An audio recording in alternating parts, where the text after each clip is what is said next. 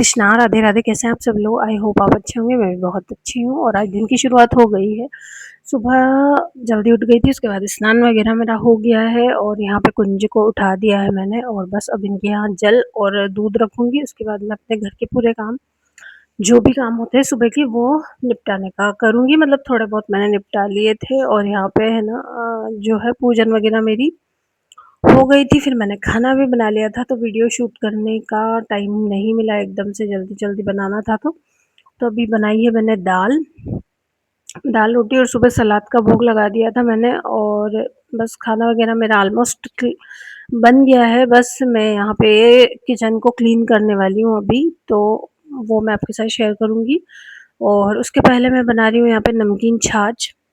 तो हमारे घर के जो काम होते हैं ना, उनको कैसे हमें जल्दी-जल्दी से निपटाना होता है, बस उसी बारे में हम आगे बात करेंगे। तो छाछ मैंने यहाँ पे डाल ली है आधी और आधा पानी मिलाऊँगी। आज की ताज़ा ही छाछ थी, तो वैसे तो कम ही खट्टी होती है, लेकिन थोड़ा खट्टापन होता है तो थोड़ा पानी मिलाने से ना बैलेंस हो जाता है, नहीं तो ज़्यादा ही खट्टी लगती है। इसमें मैंने डाला है सेंधा नमक और भुना हुआ जीरा, थोड़ी-सी अगर आप चीनी डालना चाहें तो वो डाल लीजिए और नमकीन छाछ बनके रेडी हो जाती है।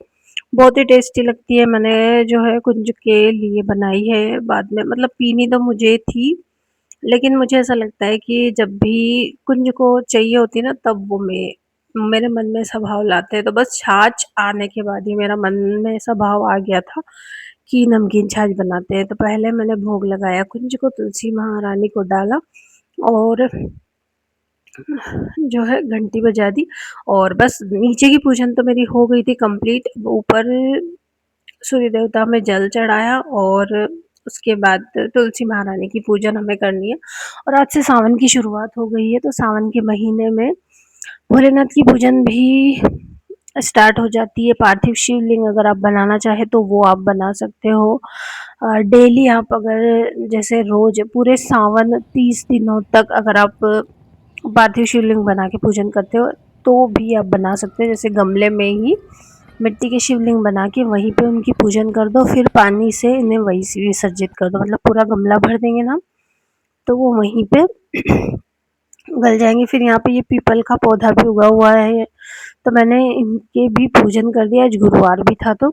और अपराजिता के फूल देखिए आप कितने प्यारे प्यारे उगे हुए हैं। और मैं पार्थिव शिवलिंग की पूजन करूंगी, तो इसलिए मैंने अभी उनको तो छोड़ दिया था कि मैं थोड़ा सा लेट उनको तोड़ूंगी जब पूजन करूंगी। और यहाँ पे बस अच्छा, अभी मेरी नीचे की पूजन हुई नहीं थी। बस हाँ, कुंज को मैंने जो है सुबह-सुबह की सेवा दी थी ना, बाल भोग दिया था और पूजन मेरी हुई नहीं थी। वो क्या होता है ना कि वीडियो एक दिन पहले बन जाता है और फिर दूसरे दिन मैं वॉइस ओवर करती हूँ या उसी दिन शाम को करती हूँ ना, तो थोड़ा-सा मुझे ध्यान ही नहीं रहता है। तो यहाँ पे अब मेरी पूजन हो रही है। ऊपर जाके मैं जो है तुलसी महारानी को जल और ऊपर की पूजन करके आ गई थी। उसके बाद नीचे मैंने कुंज को स्नान वगैरह करवा दिया, फिर आरती कर दी, भोग लगा दिया। आज क्या हुआ कि खाना सबके मतलब थोड़ा-सा जल्दी चाहिए था और मैं थोड़ी-सी लेट थी। उस चक्कर में मैंने भोग पहले लगा दिया और पूजन बाद में हो रही है। तो बस सभी पूरे घर में हमें आरती घुमा लेनी है, जिससे हमारे घर की नेगेटिविटी ख़त्म हो और घर में सकारात्मकता बनी रहे, घर में सुख समृद्धि बनी रहे। घंटी, शंख, मंजीरे, इनकी आवाज़ गूंजने से हमारे घर में बहुत ही ज़्यादा पॉज़िटिविटी आती है।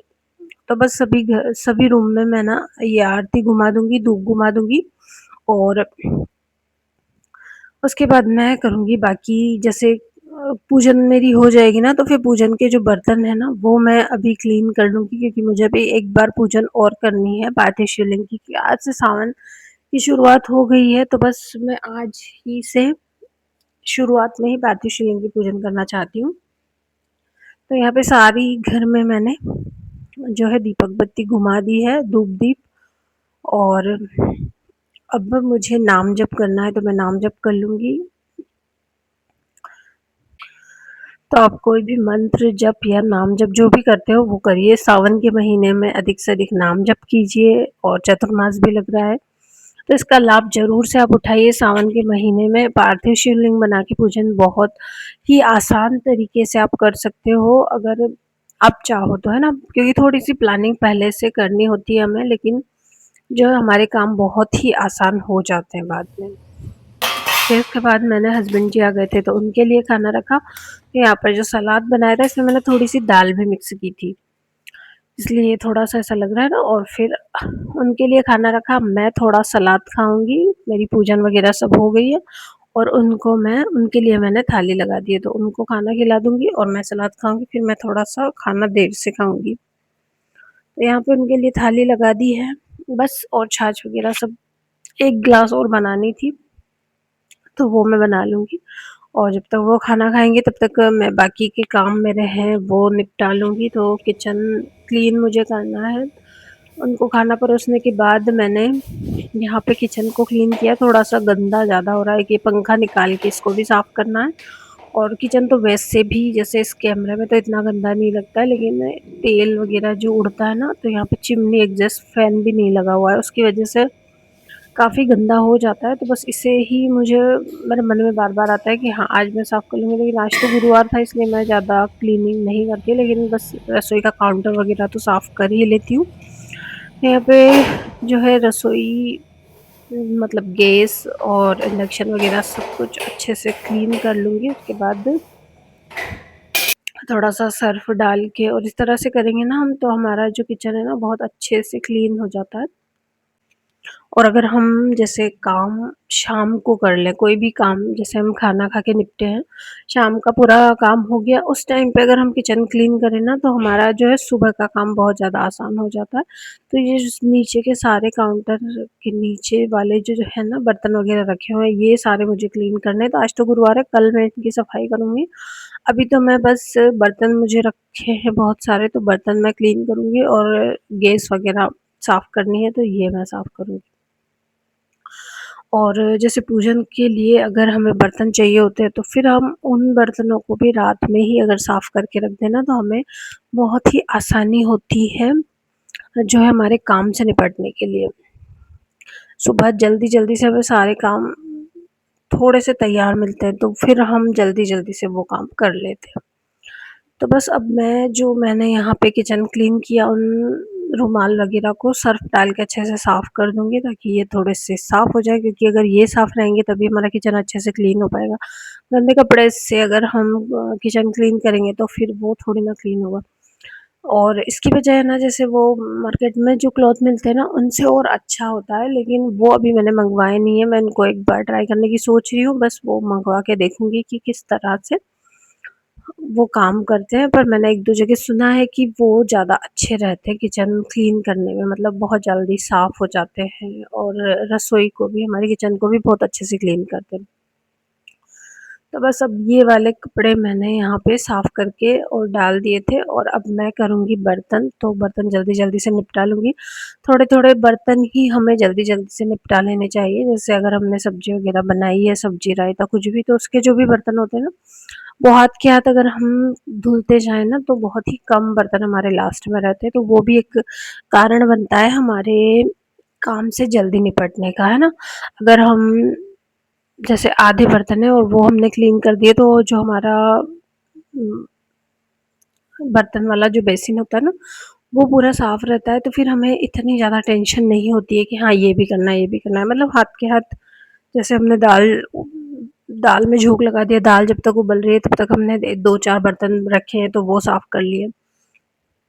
तो इस तरह से हम हमारे काम को है ना बहुत ही अच्छे से मैनेज कर सकते हैं।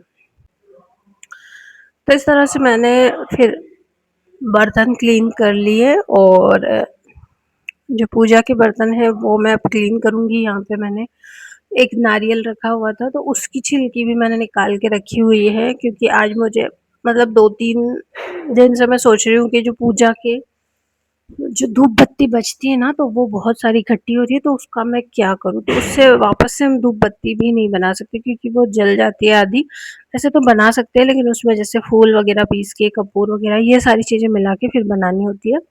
तो वो कभी मैं आपके साथ शेयर करूँगी आगे, लेकिन अभी तो मैं क्या करूँगी कि नारियल वगैरह की ये जो अंगीठी है ना, इसको इससे मतलब वो धूप बत्ती को किस तरह से यूज़ करूँगी वो बताऊँगी, लेकिन वो मैं अगले वीडियो में बताऊँगी। इस वाले वीडियो में वो मैंने ऐड नहीं किया था, दूसरे वीडियो में किया था। तो यहाँ पे बर्तन मेरे क्लीन हो गए हैं, मतलब अ, काफ़ी हो रहे हैं अभी तो, आधे मैंने साफ़ कर लिए थे, लेकिन फिर भी सबने खाना खाया और जो दाल वग़ैरह मैंने खाली की थी वो बर्तन थे, तो बर्तन बहुत सारे थे और मैंने सारे बर्तन क्लीन कर दिए। उसके बाद जो पूजा के बर्तन थे ना, ये प्लेट वग़ैरह ये सारी मुझे क्लीन करनी थी। तो यहाँ पे मैं जैसे पीताम्बरी से भी काफ़ी अच्छे निकल जाते हैं, और अगर आप चाहें ना तो जैसे अचार, नींबू का अचार या केरी का अचार जो पुराना अगर आपके पास रखा हुआ है, तो उससे एक बार इनके ऊपर घुमा लें और उसके बाद राख से साफ़ कर लें। तो यहाँ पे मैंने राख से साफ़ किया है इसे, मतलब पहले केरी से साफ़ किया और उसके बाद राख से। तो ये बहुत चमचमा जाते हैं, लेकिन बहुत जल्दी गंदे भी हो जाते हैं। तो एक बार पीताम्बरी भी मैं यूज़ करके देखूँगी। अभी तक मैंने पीताम्बरी यूज़ नहीं की है, और अब मैं जो जल मैंने श्री जी को, मतलब गोविंद को नहलाया था ना, वो पौधों में डालूँगी और यहीं करूँगी इस वीडियो का एंड।